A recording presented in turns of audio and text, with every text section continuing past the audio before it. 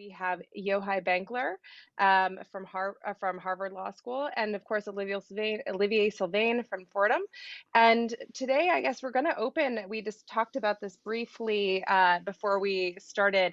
But we kind of decided that the best kind of crucible was the moment of that has happened in the week before, in the couple of weeks before this, which was in Australia around the media bill and the resultant kind of reactions from big tech, so to speak. So, to those unfamiliar with the events of what happened in Australia, I will just sum up very briefly. Australia Parliament had a bill that they had proposed, had not yet been passed, that was going to pass along or force major platforms to pass along, basically pay a tax on various types of links that they link to from a subset of news corporations. And the idea behind this, at least my understanding of the idea behind this, although many people disputed that this was going to be a good way of doing things, was to basically boost journalism and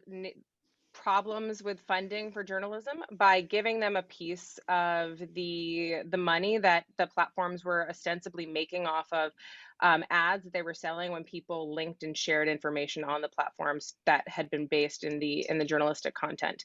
And so there were two things that happened. One was that Google had been in conversations with a number of people in Australia and had kind of worked out a side deal, is my understanding of basically how it was going to happen, of like how much they were going to be charged for links. But Facebook had a very different reaction. They kind of refused to play ball, and they banned the content and all links coming from Australian news sites, not just in Australia, but for everyone around the world. And so this was kind of this real moment of platform power that I think a lot of people were not fully on board with, and that people felt like during a pandemic in particular, that the role that Facebook played in distributing information to individuals was incredibly important, and this was an unethical thing that they had done. Eventually, Facebook did turn links back on for news media in Australia on its platform, but there was a real moment of kind of lesson learning, and there's also some questions there about the news media organizations and the power that they have. One of the things that came out of that was a conversation around the fact that News Corp, which is owned by Rupert Murdoch, was going to be maybe the greatest beneficiary of this bill, and not the smaller kind of journalistic organizations. Emily Bell, I'm going to pitch this over to you for like the first question, if that's okay, to just kind of get your thoughts about this. And you have actually written about and proposed different types of regimes than the one that was talked about in Australia. Right. Thanks, Kate. Yeah, so I mean, it's a very difficult. I think it's a difficult question to answer this, because I've been asked several times over the past few weeks. Is this a good thing? Is it a bad thing? In sports, when you have two teams that you don't support playing each other, you sometimes say, "I hope they both lose." I wouldn't go that far, but there were definitely concerns that, on several levels, that this was perhaps not the most equitable arrangement. I slightly reject some of that, but I still don't think it's an ideal. It's an ideal place that we've ended up in. So first of all, if you like the good about this, the good is that it's inevitable that large and powerful corporations will nearly always be benefited by arrangements like this. But within the legislation itself, there are actually some quite useful things like collective bargaining. So smaller publishers can bargain together. The idea that you register and you become part of this. The tech platform narrative that we've seen over here has been, this is terrible. It's really been against smaller publishers. That's not what you hear if you actually talk to people throughout Australian publishing. But there is a certain ambivalence about, this is a kind of if you like, a sort of an incumbent, a charter for incumbents. So I like it because it puts control into national hands rather than globalist platforms. I like it because it makes a decision that says, you're really sort of taking control. A democratic government is taking control of how it wants these interactions to take place in its own territory. But beyond that, I think the things that are really problematic about it are it forces a conclusion almost that the substructure for your publishing, your news publishing industry will be big platforms. And particularly Google and Facebook. So in other words, you're kind of pushing these two stakeholders, those groups of stakeholders, into a closer relationship, rather than the things that I would rather see, which is hypothecated taxation, some kind of, national endowment for news, whatever you want to call it, public media, if you come from a country that has those kinds of funds, where actually you detach the bargaining and you detach that relationship between large organizations, which actually really need investigating by journalism, from having this incredibly direct relationship with it. It's part of our research is to look into that relationship, and it's pretty opaque. And the other thing I would say about legislation is it doesn't help with that opacity. It sets out a framework, which is great, but it doesn't really require a level of disclosure, which is incredibly disappointing, because we could learn a great deal if we actually knew, where is the money going? Is it going, back into the corporate pockets? Is it going to reporters in communities that don't have reporting? So I think in some ways it's really fallen between two poles in a very sort of unsatisfactory way. And I'm hoping that we'll see refinements of this around the world, which both manages to take some control and redistribute the wealth, but which does it in a way which is more transparent, more equitable, and where we can actually really kind of examine a different model for news, which doesn't mean that you have to be on Facebook to get paid. Yes, I think that that's an incredible point, and I really do wonder. And I know that you've written about this with Taylor Owen. I'm hoping that we can kind of get into this and like what that model might particularly look like, in as the kind of the conversation goes forward. Yohai, I was gonna go to you next. You thought that this would be a good, kind of a good topic and a good moment to kind of kick off the conversation about what social media's role is like in the press. And so I'm really eager to hear what you have to say about this. Actually, with your permission, would rather follow where Emily was going, because I think that's really important and also flows well with the prior panel and with the next. So let me put it out there. I don't believe we have examples of high quality journalism coming out of competitive markets. It's a public good, just like basic science. What do we have? We have the rise of professionalism in the 20th century in the context of the rise of the one newspaper town and the 3 networks at most. We have high quality radio and television journalism emerging from the BBC. We have several high-end national and international papers that are family owned, and so trade off at the margin profit versus professional values. We have high status competition between journalists on being the first, but you could be the first, and as long as you needed to print paper, put it in a truck, distribute it to little kiosks, you didn't expand the subscription of the LA Times meaningfully. You got a Pulitzer. It was a combination of economic sustainability and status-based rewards that drove high quality professional journalism. And in many senses, what we're looking for and the material conditions changed, right? The news, this follows up on what Ben Smith ended the prior panel with. Supermarkets don't need an insert for the coupons, because they can send you a little QR code and you're all set and you find it online. So that form of funding for small towns with 500 subscribers is dead.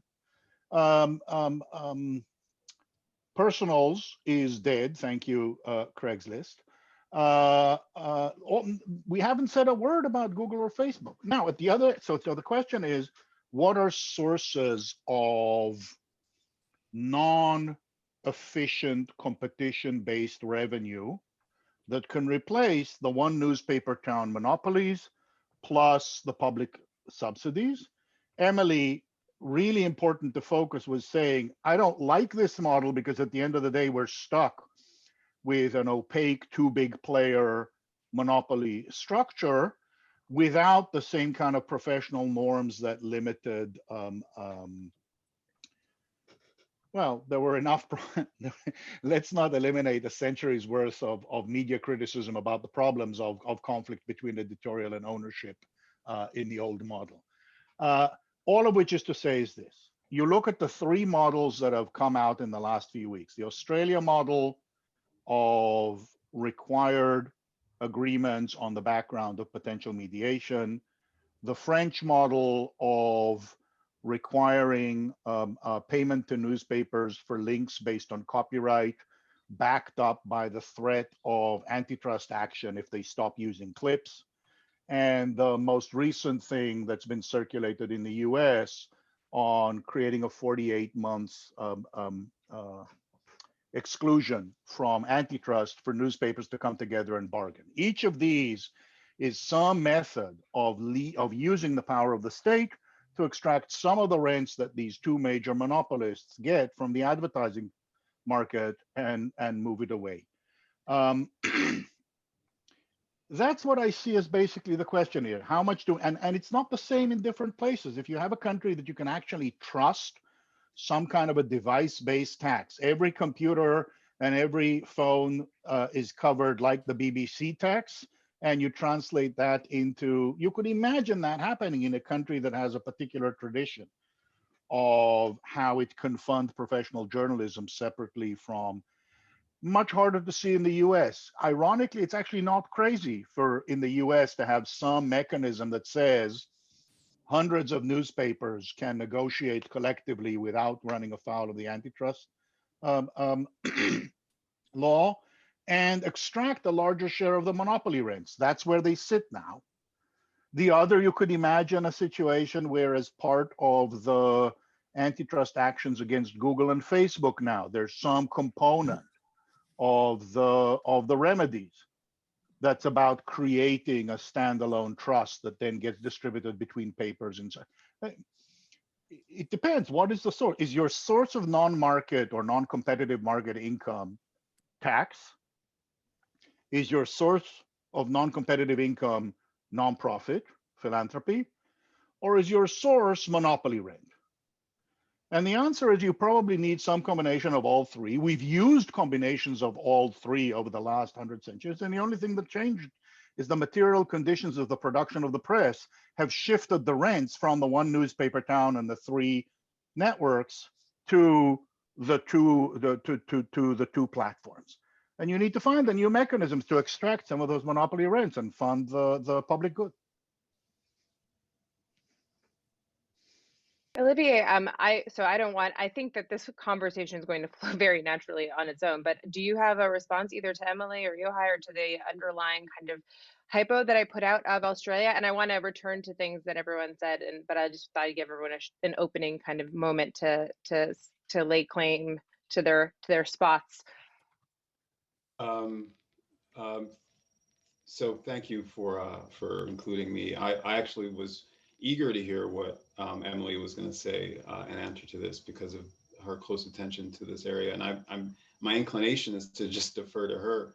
But I do have a couple questions for both of them, and maybe in furtherance of conversation, right? So my instinct is, so on the one hand, I think it's exactly right that we want to, that when Emily says we'd be better to structurally separate the infrastructure of social media from news, right? And that we shouldn't assume that we shouldn't lean so heavily on the existing social media intermediaries for that.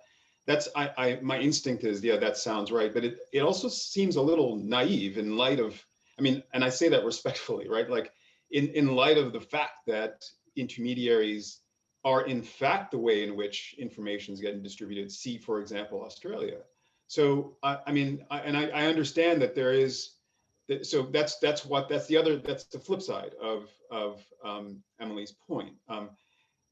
So and the other thing is that it's also, you know, it wasn't a surprise to me, and I think to many people, to see Facebook act in the way that it did, because it's never had the you know, in my mind, the public interest in as its kind of animating in concern. We just have here another example of this. So my driving concern has always been, what are the things that we can do to engender a sense of public obligation, and in which, because I don't think they should be divorced from that responsibility. So that's why I think that we shouldn't, in some part of me, I think thinks we should not separate them from the infrastructure, because they do owe an obligation to society, at least because of the costs that their distribution system imposes on us. I have a separate question, and I have my own reaction, my own answer to it, and I think Yochai has an answer to it. What counts as high quality journalism? You know, it's obviously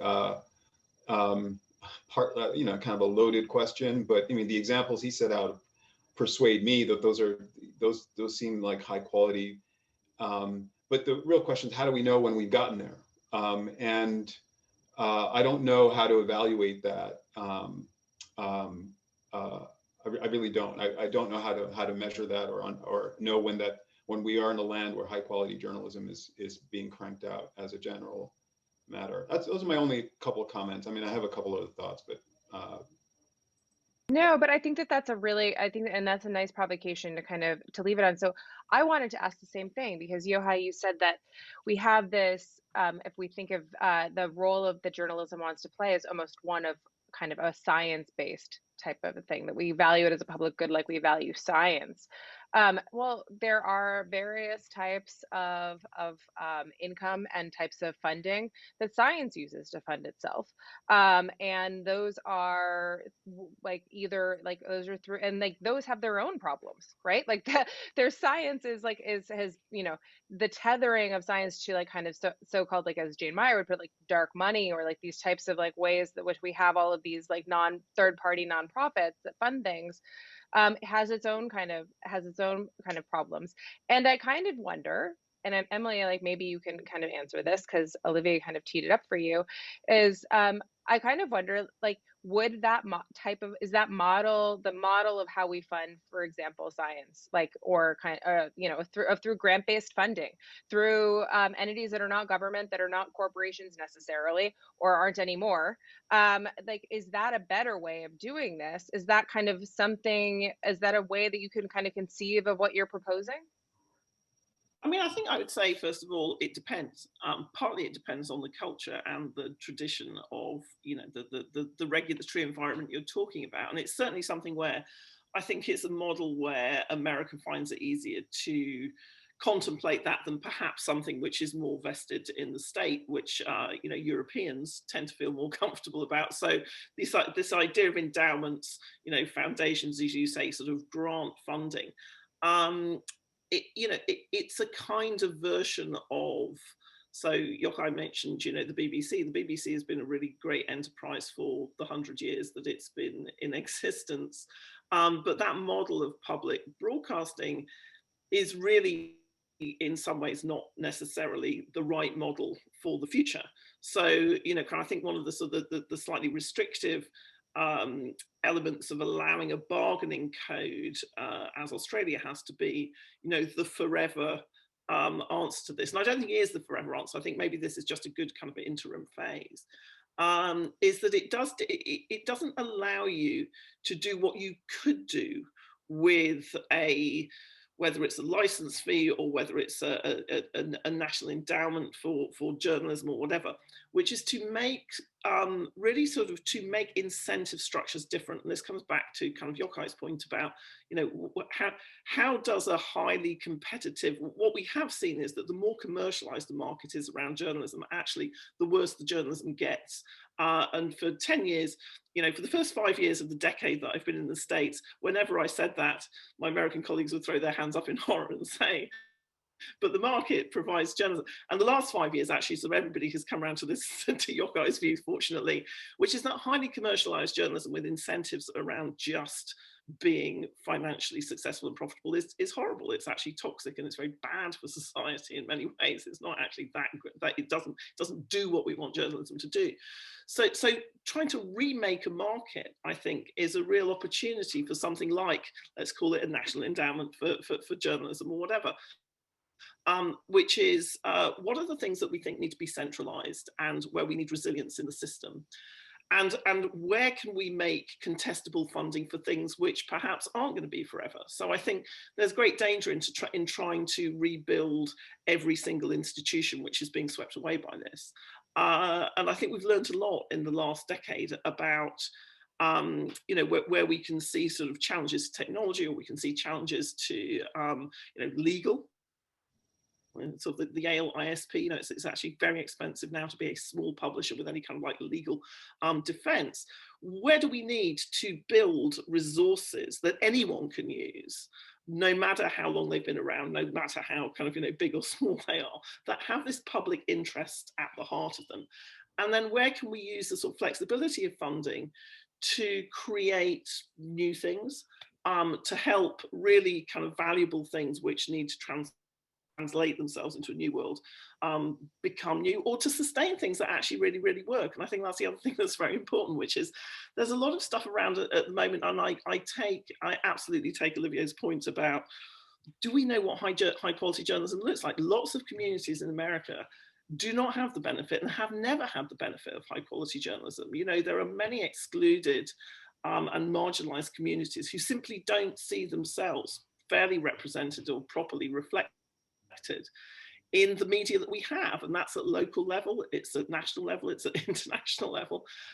So allowing or thinking that you can create incentives and proper structures that actually mean that you do have you know, newsrooms that look like and represent the communities that they are for, I think is really, really important. The more you keep these things locked in, you know, locked in systems, and I include kind of Google and Facebook in this, where primarily the understanding is of how the market operates. And you know, these companies, we've seen them learn. I mean, Kate, you've seen this at close quarters, learning. You've seen them learning how to have civic values reversed engineered into them. It's a lengthy. It's not a pretty sight, and I'm not even sure that they can really do it. I mean, that's, you know, that's the other thing. So I'm not even sure they can really do it. So to put all of your eggs in that basket, I think is just not sustainable if we want really to do what a lot of countries did, you know, in the sort of highly disrupted period of sort of 1918 to 1945, which is say we need to, you know, it's Paul Starr, we need to make some constitutive choices about where we put this money and how we distribute it. So yes, national endowment, yes, different type of license fee, you know, whatever works, I think, for your context and your culture. It would be great to see America kind of really setting the pace on this, because the rest of the world tends to look at them. I think it's entertaining that it's come from Australia, that they've produced something that we're all, you know, kind of really sort of having to sort of think about how we can adapt that model and move on. But I think that you can't, I totally agree, both with Olivier and Yoko, we should probably be disagreeing with each other, that we need to have different concepts of what it is we're trying to create, and we need to do it in different ways with different institutions, and that includes, you know, not just Facebook and Google. Can I just want to say something real quickly on this, on the kind of maybe having we're reimagining many things. Maybe one of the things is reimagining what it means, what journalism might mean. I'm sure that Emily can speak to this quite a bit. You know, I think we were doing this when blogs started appearing, and everyone was there was a pretty broad belief that everyone was a potential journalist, right? That was its moment. But the only thing I'd offer is when I hear people talk about journalism and I talk about journalism, it's hard for me to remove its political valence and ways in which it contributes to our political life, and that there are agendas and stories that people want to tell. Do you And mean like small p politics, Olivier? Like just like kind of just like the idea, like what do you mean by politics specifically? so so there are kind of ideologies of control. So privileging, say, the Washington consensus and the way that the New York Times or the Washington Post does. Or I remember having a nice conversation with Bob Herbert, who was a columnist for the Times 2 decades ago. And he said, the most important work you could be doing is uncovering abuses of power, right? I mean, those are, to me, I take that to have political meaning. And the only reason I offer this is because it may be that the conventional newspapers or the ones that have been doing journalism as we know it so well. I mean, we could turn to them, or we can think about critical engagement in public life, right? And instilling a kind of critical perspective more expansively. But anyway, I don't want to say much more about it. I just want to offer that journalism, the idea of journalism itself is contested, right? And that it depends largely on the agendas that are being advanced. And so, and it isn't a clear civic virtue to engage in journalism to me without knowing more about what it's for. That's the only thing I wanted to throw out there.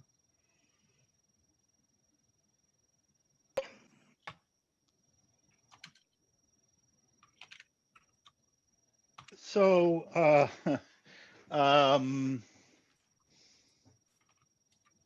embracing diversity of structures and designing for context is obviously critical, and certainly I don't want to be heard to imagine that engaged amateurs, mobilized activists aren't an important source of critical observation. We can't look at in 2021 in the United States talk about reporting and important reporting without thinking of what camera phones in location did, combined with activism through the discussion of police violence against Black victims. So obviously that's an important part. I don't mean at all to denigrate ProPublica. My basic position is always and has always been load balancing between different modes of production and if it's not the BBC, it's the Guardian with the Trust. So some mechanism, and again, I really want to emphasize my agreement here with Emily on it depends on the political, legal culture of the country. Americans came this close to re-electing an anti-pressed Putinist as president of the United States. To rely heavily and primarily on public funding and continued support by the party in power of an independent press is to ignore the lessons of the last 4 years. So we have to be careful. It doesn't mean we take off the table any kind of public funding. We have some public funding for PBS, but it's mostly philanthropic and user supported, and more so for NPR than for PBS. So we mix these models. The new player that I think I really like that you brought in, Kate, into the conversation by focusing on Australia is this massive pot of monopoly rents. And what I really wanted to emphasize was, it's not as though if you break up the monopoly, you'll get a competitive market and therefore wonderful journalism. You'll get worse with fewer rents with which to publish. So the question is not, we only do the rents. We understand there's this big pot of rents We need to figure out how to distribute it. What do you do when you distribute rents? Well, in more coordinated market economies, you have well-structured apex organizations of producers and unions and the government negotiating together about how the rents from surplus get distributed. Something like that, whether it's in the antitrust framework or in the antitrust resolution, whether it's in a utility style regulatory framework. Again, you need to see what works in the particular legal background. But the critical thing is there's this pot of rents. If you improve competition, you won't improve journalism, because the question is one of production, not one of markets. Markets are always in tension with the production of public goods. We never produce public goods. We have private security companies, we have mercenaries, but mostly we depend on publicly funded military. Sure, we have pharma and we have Monsanto, but we have publicly funded science. Sure, we have private for-profit hospitals and private educational institutions, but we rely on public funding and nonprofit funding for these. So the idea that markets are where most of the activity that matters most to society happens is just an ideology. It's wrong. We just have to take those masks, those blinders off, see that we already have much more complex integrated systems of market and non-market, state and non-state, distributed network and organized, and see now on the question of how do we produce news that informs us as citizens, local, regional, etc., given all of these potential flows of funds to facilitate distribution, and given all these competing models of governance to structure accountability for these systems. And then you play with what you have. And this particular new thing is massively powerful multinationals that can stomp on a nation with massive pots of rents. And how do you produce enough political power and enough leverage to extract some of those rents? And France succeeded because they're part of the EU and an important part. And Australia didn't succeed because they're not. And the US can succeed because we have that power. And then the question is, how do you use it? How do you structure? How do you negotiate between these major powers that are powerful enough to actually harness the rents that these multinationals produce? I love all of that. And Emily was shaking her head vigorously, so I'm going to go to Emily for a second. I'm also just going to say, everyone is getting along way too well for a frenemies panel. And I just want to make sure that we have a little bit more disagreement at some point. Nobody said we were frenemies of each other. I know that's true. It was just social media and the press, but I took some liberties. I think I love that point, Yochai, and this idea of rents. And let me just kind of like blow this up and bring social media kind of back into this conversation about journalism. So one of the things that I think is super interesting here, and you bring up kind of Craigslist and how there were ads, individual people who wanted to amplify their voice and advertise for something would take out an ad in a newspaper. And now they don't have to pay the money to do that. They can go onto Craigslist and do that. And so there's some funding that falls away. Then you also brought up the PBS model and the fact that it's partially user supported.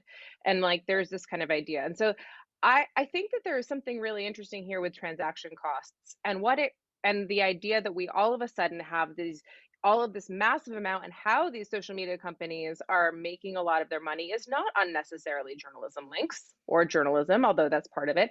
They are making their money on user-generated content. They are making their money on people going to these sites and posting whatever. And there will certainly be, as Olivier points out and Yochai points out, moments in which individual citizen journalists or human beings in the world who have a Facebook account are actually going, and they're seeing, there's like the story of Philando Castile, which it was the very beginnings of the Black Lives Matters movement, is like a really great example of this, of posting it on Facebook Live and having that type of, that then became news that was covered by all types of journalistic organizations, and it has become, part of the canon of how we moved as a nation towards Black Lives Matters and more progressive politics, hopefully around talking about race and policing. But generally speaking, that was something that never would have happened before social media or with traditional journalism. Black men have been getting killed for like literally lifetimes before like someone took that video and kind of put that out on social media and made it part of the news cycle, which itself was its own amplifying voice. And so what I'm really curious about is if like you put the money, if you paid users for their content that goes viral, if you paid users for some of this stuff, do we create this like kind of like I'm like watching Emily's face be like, oh God, no, don't pay the users. I It's think like, you'll are we have- going to get this bum rush to the bottom? No, Or no, are we going to have kind of some nice like moments of like we have low transaction costs now and we can like mix it all up and we can maybe pay some people and maybe they'll go and fund PBS or ProPublica or something else with the money that they're making. This just reminds me of a wager that David Carr and I think someone else entered in over a decade and a half ago. I think maybe Yochai, you might have had something to do with that. For its worth, Emily, you were going to say something. No, because I think, you know, when Kate, you were saying this is too much of a festival of consensus, so I'm going to kind of shake it up a bit. I mean, actually, sort of, you know, Olivier had made the proposition, sort of tied in very closely to what you were saying, which is, you know, okay, well, let's just even examine the concept of journalism. Do we actually need that? You know, it's like, so I'm here as the, you know, I would say I'm here as the priest, except we're not allowed to be priests, but I come from the Church of Journalism. You know, these are, but this is I think this is a really interesting question. And one of the things which occupies a lot of my thinking at the moment is making that case for a professionalized field, right? And again, you know, kind of when I was working at The Guardian sort of, you know, 15, 20 years ago, we were very, I was sort of in charge of the kind of digitization of it. We were very successful. We spent a lot of time talking to places like Google when they were very nascent. One of the questions we would keep getting from platform companies was, when there are users and when there is data, and this is everywhere, and everyone has a surveillance camera, what are you guys going to be doing? You know, what is the purpose of journalism in that world? And, you know, I think that there are sort of several answers to that. One of which is, we have had a bit of a glimpse of what a world without professionalized journalism looks like. We know what it looks like because there are plenty of countries where it's not really allowed, and where the overwhelming tidal bore of what is going on in the world today is authored from the desk of a dictator, where we have a bit of a taste of it in the United States, where we have things which look like news but really aren't news. You know, the kind of, we know what not news is, right? We know that not news, I'm borrowing from Jennifer Gradule at Syracuse here, who talks about this because they study, you know, state media, and in my conversation with Jennifer, it's often, you know, what is not news? So we know propaganda is not news. We know advertising is not news. We know public relations is not news. So and to some extent, activism and news have always had this uneasy overlap. But if we lose a profession, what does a professionalized field do? I think there are several things. I think you couldn't investigate the Catholic Church in the way that the Boston Globe did without some kind of institutional, you know, arc and memory and process for piecing together long pieces of accountability over a long period of time. And you know, kind of Marty Baron and the Catholic Church are a really well-known example. But that could be your school board, or you know, I became really interested in the Grenfell fire in London, which happened sort of around the corner from where I used to live there, and just the absence of local journalism on that story. And it was really interesting to me that when you looked at anyone who was reporting on housing in the area, which is one of the richest, most densely populated areas in the Western world, you had people who were basically funded as advertisers but looked like local news, but not local news. You had professional, pretty good coverage actually, which was just talking to the housing industry, but was not talking to local people. And then you had a really great activist organization that kept saying, what about the cladding? What about the cladding? And, you know, their problem was that they didn't really have leverage outside that single issue. You know, so there was no power brought to bear. And I think sort of, and there was no public record. So this is the other thing, which is there's just like no public record of how that story unfolded. And some of the boring daily business of journalism is some of the stuff that we forget, which is just having somebody who understands and writes or produces video or whatever, or documents things that happen in the community over a long period of time. So there's a record for us to refer back to, you know, kind of it's, I think that, you know, there are lots of things that we could do without professional journalism on if we had platforms that really performed that public service or public function, but we don't. You know, you could say, well, actually, sort of Wikipedia has been a great example of a non-journalistic record-keeping organization. But if you look at the bottom of the, you know, the stubs on Wikipedia, their citations often just come from that daily reporting. And I think that that's the thing that we have to think about. You know, should we pay amateurs? Sure, but when you pay amateurs, you get the influencer economy. You've already got that. You know, you actually, that's what it looks like. People with advertising dollars are always going to have more money than people with public interest dollars. So if you don't have a professionalized field, it's this is my Gresham's law point, which I'm constantly making, which is it's just like any other market. If you don't have interventions, guardrails, institutions, regulation, practices, which are not just totally free market, then the bad money, the bad speech will always win, because if you don't have the ethics, if you have the wrong incentives, you can always drive out anything which is actually, you know, pro the public interest. And I think sort of journalism should be the thing that stops the public interest being driven out by commercial interests. And that's a big challenge, because I think we're nowhere near really making that true in the digital realm, and particularly not in a way which has equity at the heart of it. Sorry if that's a slightly long rant about please don't sack all journalists or reply. No, I loved that rant. I mean, I hated that rant, Emily. It was terrible. Stop it. Olivier, you look like you were about to say something. I don't want to cut you off. I mean, I have several thoughts. I thought maybe Yochai would come in, but Emily's remarks reminded me of. So I'm at a loss with regards to what the right things to do, but I'm inclined to agree that you know that there is a real value in a fourth estate that is professionalized and attentive to.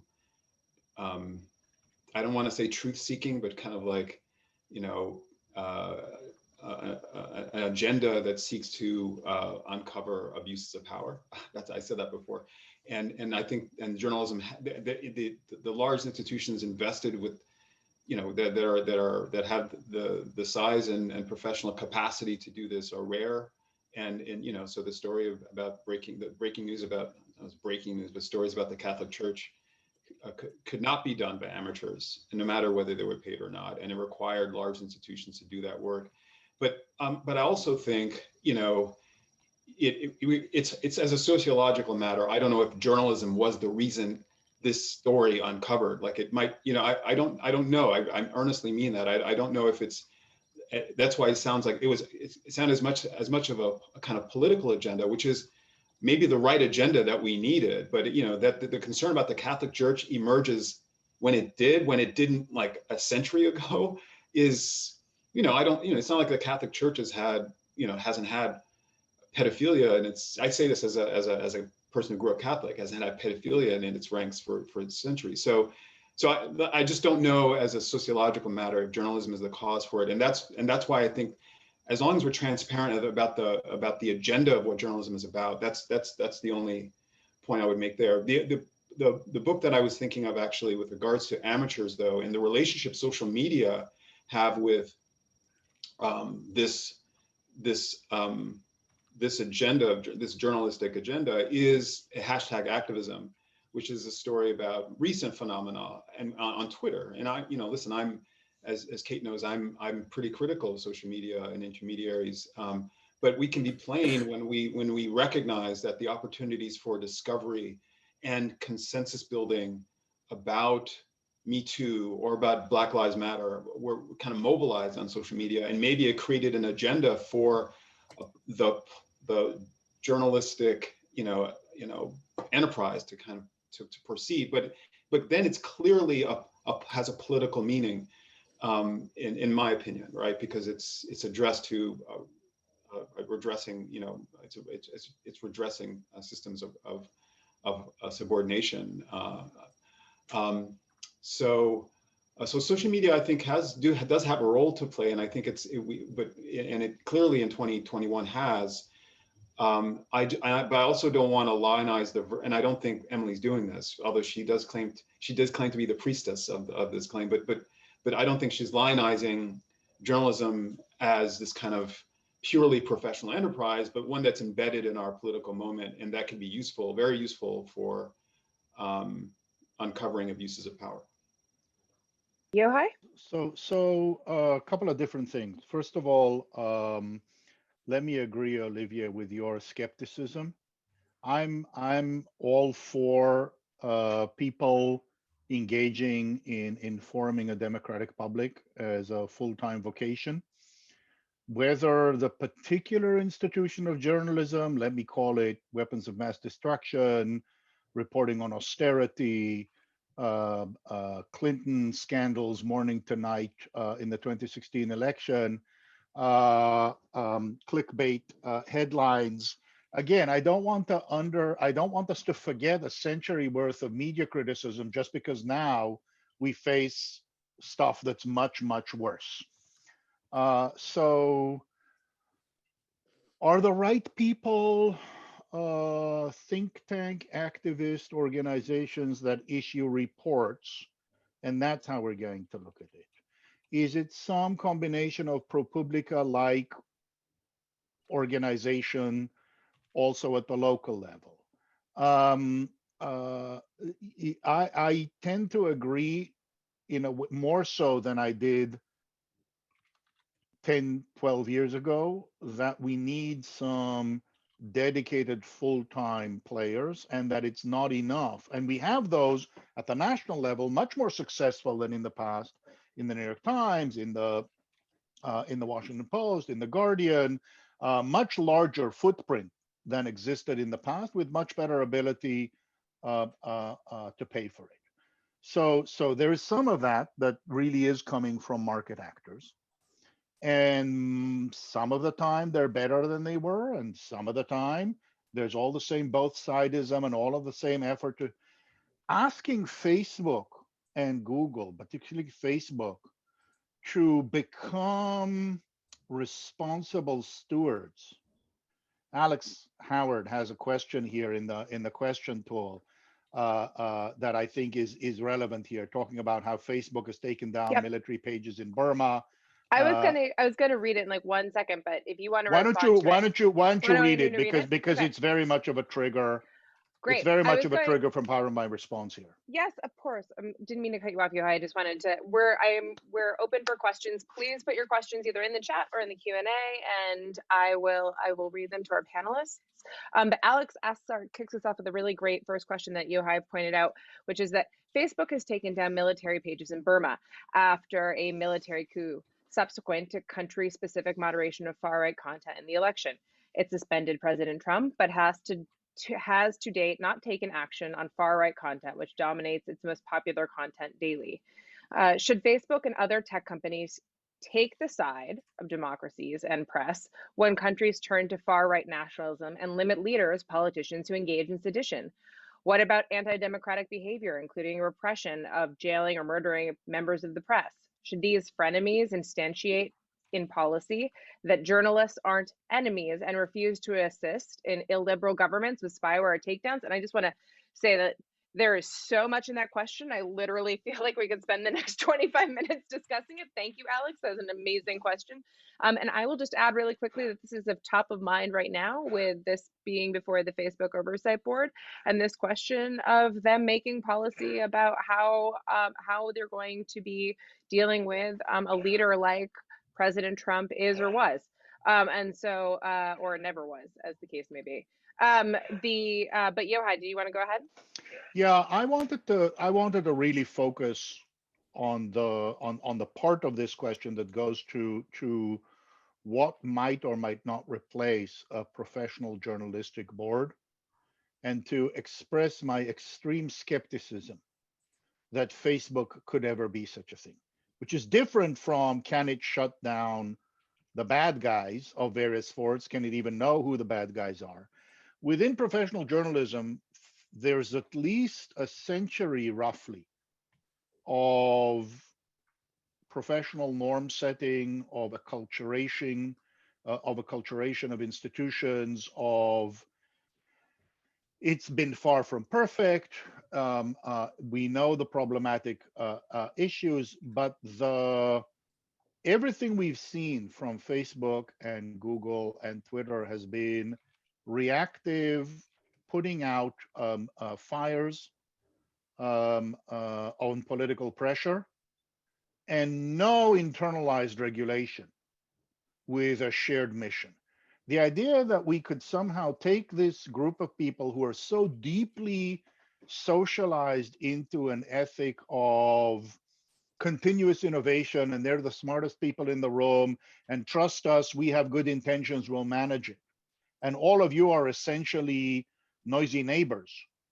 And how do we deal with the noisy neighbor? It just, back to the specific social historical moment, these are not the drones you're looking for. We have to find someone, they do have the rents. So capturing those rents and redistributing them to be able to fund some professionalism, constraining their ability to shut down critical engagement, important, but relying on them as a genuine source of well-managed public discourse, I'm skeptical. Emily? I'm not sure I completely agree. I know.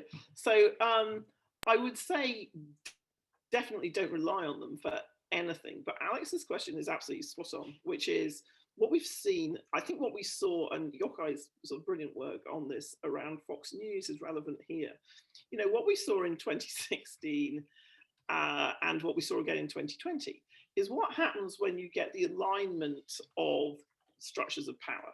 You know, so when Fox News, which is a system of power, aligns exactly with the Trump presidency, aligns exactly with the moderation policies of Facebook, you kind of lose. I mean, you know, kind of that you don't have enough plurality there. You don't have, and you start to think, well, where are our accountability mechanisms here, right? So things that are meant to be the check and the balance on what is happening actually become a force multiplier for it.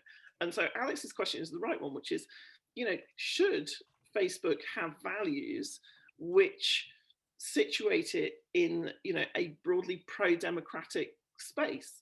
You don't have to, just because somebody was elected doesn't mean they're pro-democratic. You know, if you look at, there are plenty of elected people who are essentially anti-democratic.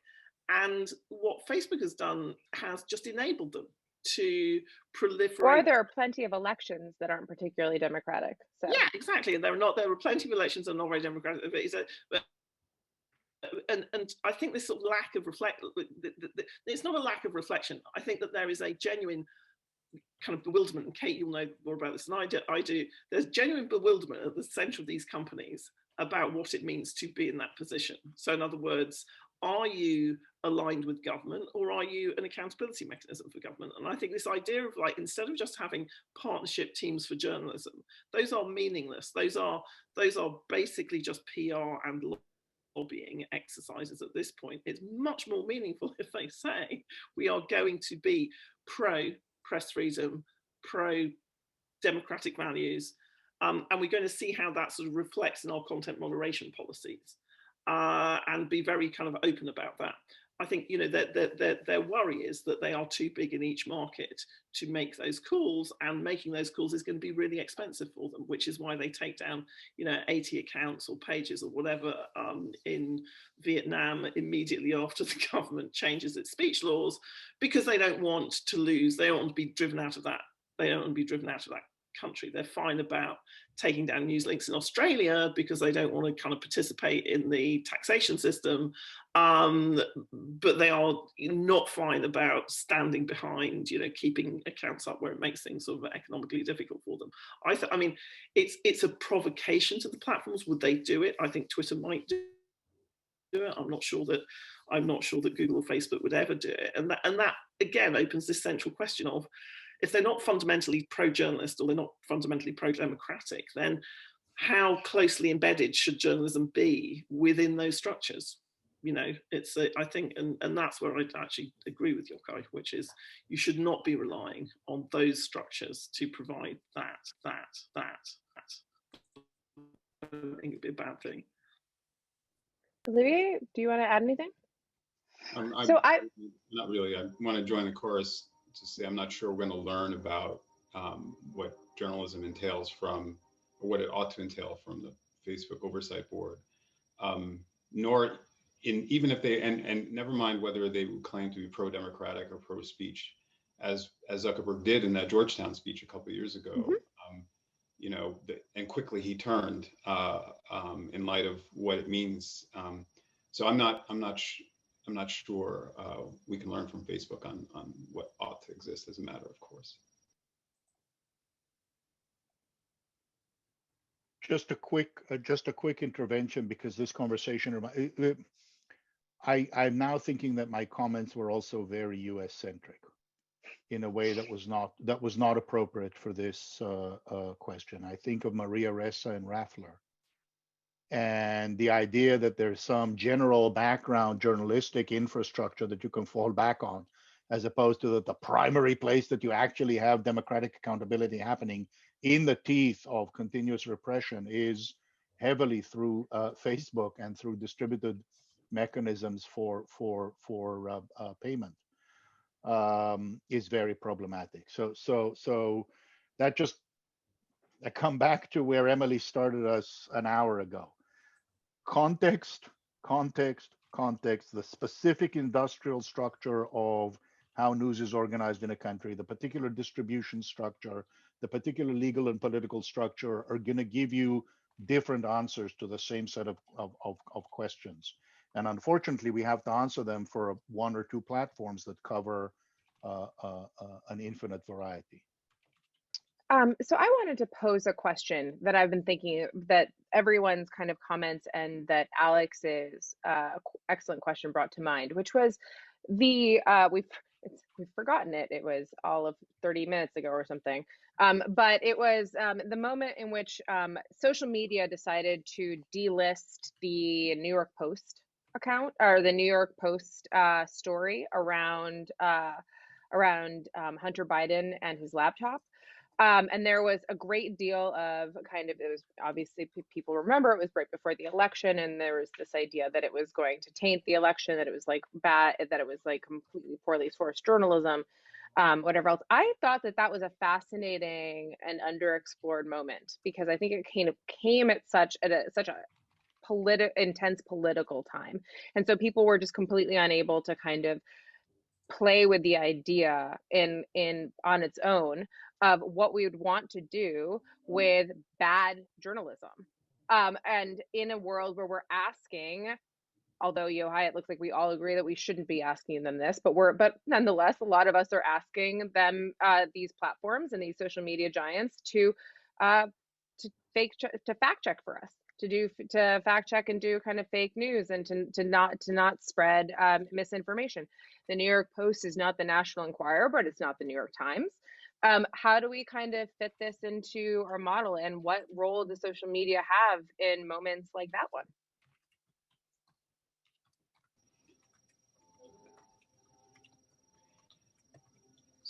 So I don't have, actually, I was going to ask a question about that episode. I remember it, and just so I'm clear, the sourcing for that was what was dubious, right? It wasn't that, I mean, and consonant with this kind of right-wing QAnon sort of stuff. Is that what it was?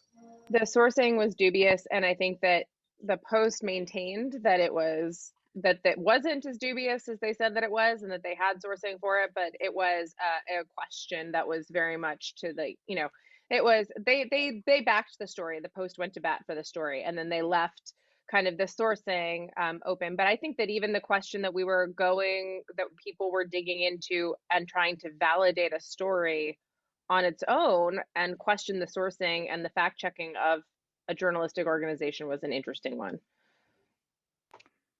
Emily? So I think it's a very interesting moment. It's not unique. I mean, you know, kind of the moment that Dick Costolo, I think, I forget the year, said, you know, we're not going to have ISIS beheading videos circulating on the platform, was the first time, I think, as far as I can remember, that a chief exec took a unilateral content decision and said, forget policy, forget everything. We're just deciding that that's not going to happen. And everywhere we find these accounts, we're going to take them down. Since that moment, platforms have made more and more and more content choices. I mean, they've always made content choices. This is one of those kind of like, I don't want to get stuck in the rabbit hole that says they're publishers, they're not publishers, but they've always acted in a way that says certain types of content get kind of, you know, privileged and other types of content get downranked. And they've started to make, you know, to Olivier's point, you know, kind of more, those are now much more explicitly political decisions.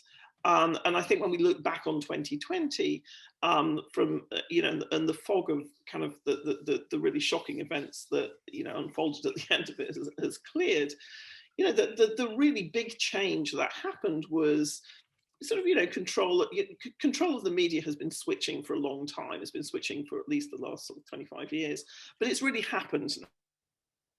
And there are moments when we see how it's happened. And I think the Hunter Biden laptop story is a moment when we saw that actually it's much more important whether or not Twitter says it's going to kind of downround the story than it is whether or not the New York Post runs it. So I think that's, you know, that's the moment we're at now, which says, you know, the reason that we're all looking at, you know, the PR initiative that is the Facebook Oversight Board is because actually in some ways it's more important whether it is much more important in the general scheme of things whether Facebook runs an unmediated video from the Donald Trump account than it is exactly how a New York Times headline is framed, even though we in the media, we in the kind of, you know, the sort of the Twitterati might, but we spend all of our time arguing about, oh, the New York Times has written this or the New York Post has that. It's not, that doesn't really matter anymore as much as what the projection is, and it is the sea in which we're all swimming. There's no binary between old media and new media. You know, we are all part of the same sort of news system now, and their power is much more kind of predominant than any individual journalists or any individual news platforms. So from that perspective, I agree that they're taking a sort of a political position on a story, or they're making kind of value judgments. And you know, that news, there are hundreds of thousands of people every day working for news organizations whose job has been since the beginning of time to make those judgments. Is this a story? Isn't it a story? Do we want to put it on the front page? Do we not want to? Do we think? Do we believe it? Don't we believe it? I don't know that. I don't know that you can stuff that particular genie back in the bottle. And I honestly don't know where it leads to either. You know, I don't know. I just think that sort of, you know, if that's the world we're going into, then we probably need some things which are a bit more robust than the Facebook Oversight Board to deal with them. But, you know, under examine moment, certainly I think is a moment that demonstrated how much the world has moved. Yeah, we're getting to disagreements a little bit. First of all, let me remind everybody of the Wall Street Journal expose about Facebook manipulating rankings, including downranking Mother Jones, so they could tell Republicans that it's not just right-wing platforms. Yes, they have political consciousness, but the political consciousness is ass covering, not democracy. So at least based on observed behavior. Maybe in interviews they told you otherwise, Kate. You're the expert.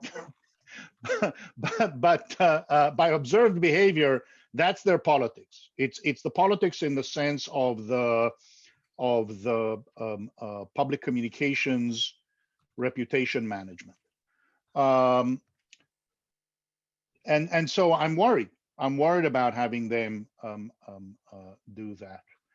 Um, But the I other don't thing, dispute that this is about reputation management at all. I, in fact, think that that's entirely what it's about. And I think it's entirely about reputation management. And I think that individuals at the factory level in the companies probably have ideals and want to do things for the good or for noble causes and have values. But I think that at the highest end, that it's about reputational management. And what is reputational management to them? Reputational management is money. And so that, I mean, it's all kind of, it all, capitalism all the way down. But that, I mean, I'm not disagreeing with you. so that's the second point, and I'm sorry, Olivia, I know you want to come in. I'll just say it very briefly.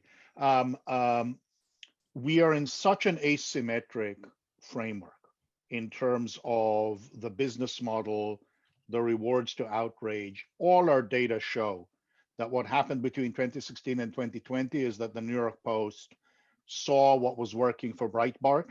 And just like after the election, Fox is bringing Bartiromo to 7 o'clock in order to ramp up to 11, New York Post have been doing the same thing. Real Clear Politics have a whole new division funded by Rebecca Mercer to do the same thing. These are the institutions that became more visible online. And when you have such an asymmetric system, coupled with reputation management as the political commitment, you're gonna have this, I'm gonna have to perform downgrading left so that I can play this game. And I just don't trust them to be doing that. I'm sorry, go ahead. No, this last point is actually something I would love to flesh out some more. I was actually going to posit that there, my charitable version of what is happening at Twitter is that they have been cultivating a sense of what looks more like professional journalism in their trending topics, right? So they now editorialize them a bit, and they make choices about the way that these things are put up. I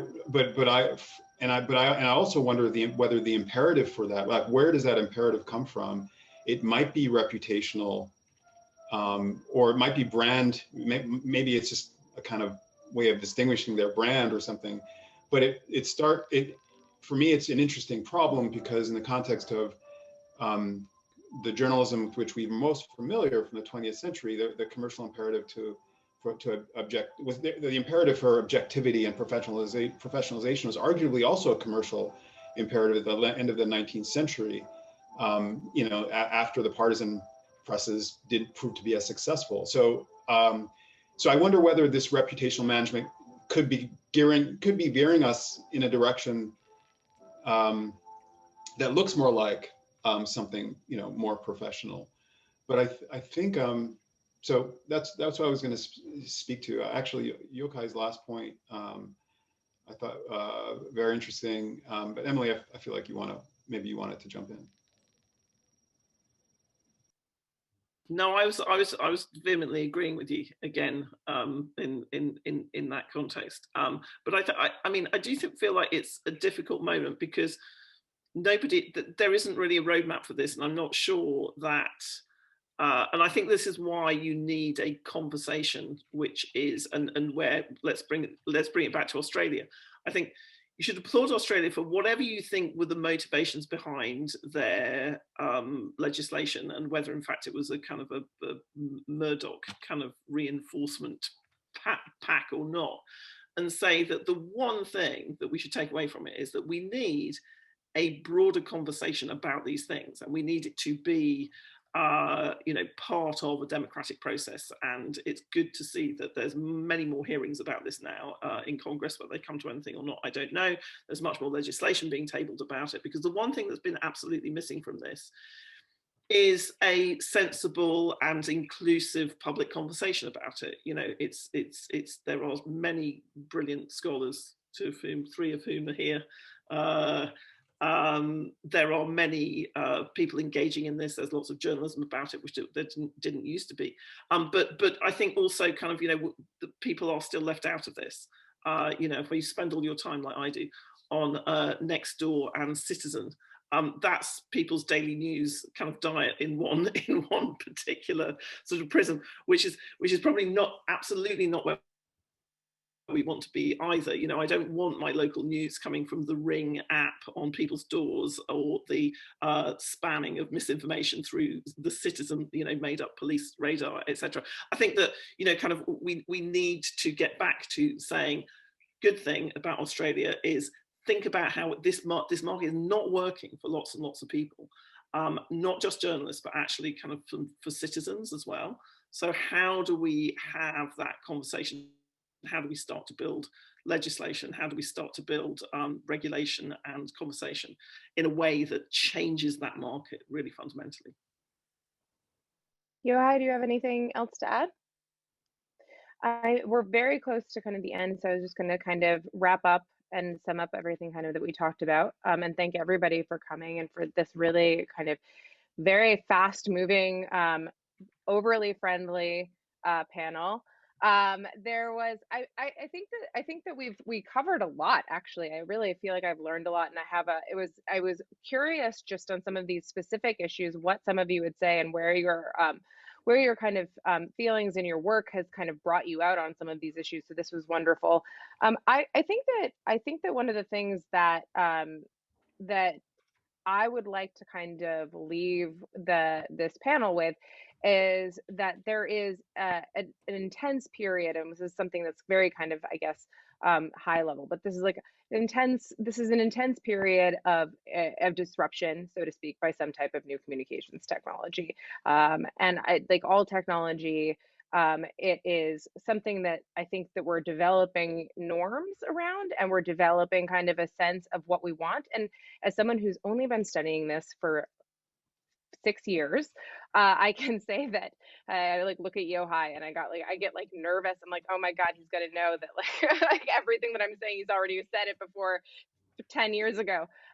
But I do think that there is, I think that this is an intense period of norm setting for the world and public education, and that these types of problems and having conversations like this one, are just incredibly important as we try to figure out best practices going forward. I do not think that the answer is intuitive. And so I think that there is just going to need to be a lot more of kind of these moments, and hopefully this was a part of them, since it was recorded and can live on forever on the internet. Thank you all for coming. Thanks for your moderation. Thank you, Kate.